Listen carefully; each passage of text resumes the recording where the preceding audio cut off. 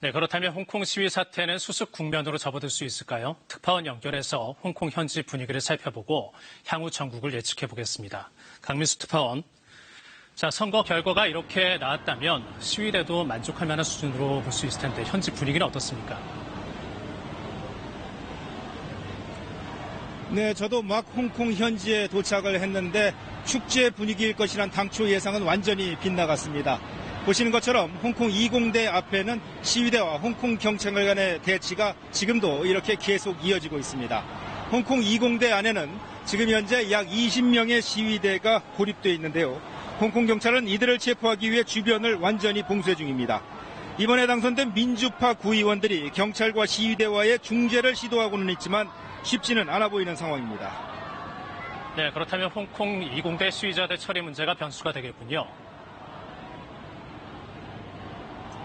네, 그렇습니다. 조금 전에 이곳에서 이번 선거에서 당선된 홍콩 민주파 구의원 후보자들의 기자회견이 있었는데 이들의 첫 번째 요구가 홍콩 경찰, 홍콩 20대 앞에서 모두 떠나라는 것이었습니다.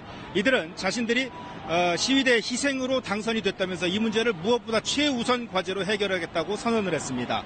하지만 홍콩 경찰 입장에서도 이제 와서 물러설 수는 없는 상황입니다. 폭력 시위에 대한 엄격한 법 집행을 명분으로 이미 4,000명 넘게 체포를 했기 때문입니다.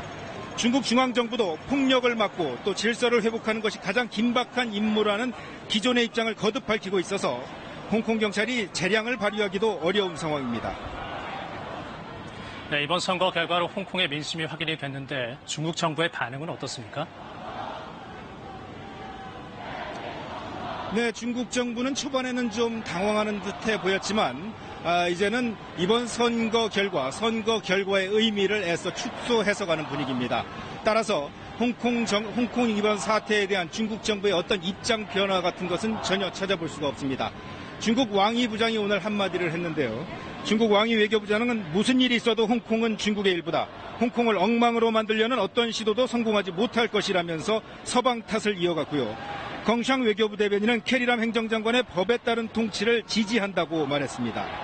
시위대 처벌 문제, 더 나아가 행정장관 직선제 요구까지 홍콩 사태 해결까지는 넘어야 할 산이 아직도 많아 보입니다. 네, 홍콩에서 강민수 기자였습니다.